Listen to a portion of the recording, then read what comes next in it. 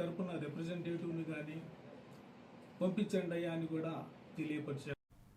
నెల్లూరు జిల్లా కావల్లో rowdy షీటర్లకు DSP వివి Ramana Kumar counselling నిర్వహించారు. మంచి ప్రవర్తనతో మెలగాలని సూచిస్తూ నేరాలకు పాల్పడితే కఠిన చర్యలు తీసుకుంటామన్నారు. అలాగే నియమాలు పాటిస్తే రౌడీ షీట్లు తొలగించే అవకాశం ఉందన్నారు. కార్యక్రమంలో సీఐలు, ఎస్ఐలు మరియు పోలీస్ సిబ్బంది పాల్గొన్నారు. మన ప్రాంతాల్లో కూడా 4 కంటే ఎక్కువ కేసులు ఉన్న వాళ్ళ మీద ప్రపోజల్స్ రెడీ అవుతున్నాయి. నెక్స్ట్ ప్రతి ఒక్కళ్ళు కూడా ఆర్డీఓ దగ్గర బౌండ్ ఓవర్ అయ్యి ఉన్నారు. ఈచ్ పర్సన్ 5 lakhs కింద.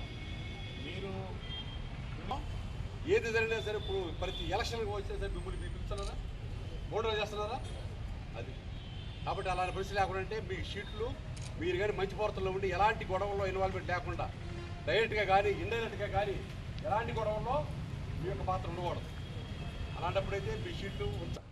అంటే అర్థమైందా? కాబట్టి ప్రతి ఒక్కరు జాగ్రత్తగా మర్చిపోండి. ఏదో పట్టణ ప్రజలకు నమస్కారం. ఈరోజు సండే రోజున అంటే మే 3వ తేదీన ఈ కావలి 1 టౌన్ పిఎస్కి సంబంధించి, అదేవిధంగా 2 టౌన్ పిఎస్ సంబంధించి, అదేవిధంగా కావలి రూరల్ పిఎస్ సంబంధించిన ఎవరైతే రౌడీ షీటర్స్ ఉన్నారో అందరూ కూడా కౌన్సిలింగ్ నిమిత్తం మన కావలి డిఎస్పీ ఆఫీస్కి పిలిపించడం జరిగింది. అందరూ కూడా కౌన్సిలింగ్ నిర్వహించాం.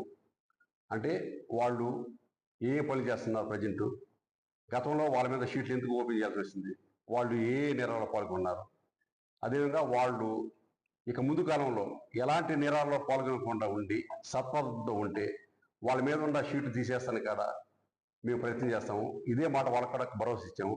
కాబట్టి ఇక ముందు కాలంలో ఏ షీటర్ కూడా ఎలాంటి నేరాల్లో పాల్గొనకూడదు. అదేవిధంగా పాల్గొనేటట్టయితే పోలీసు వైపు నుంచి చాలా కఠిన చర్యలు ఉంటాయి. చాలా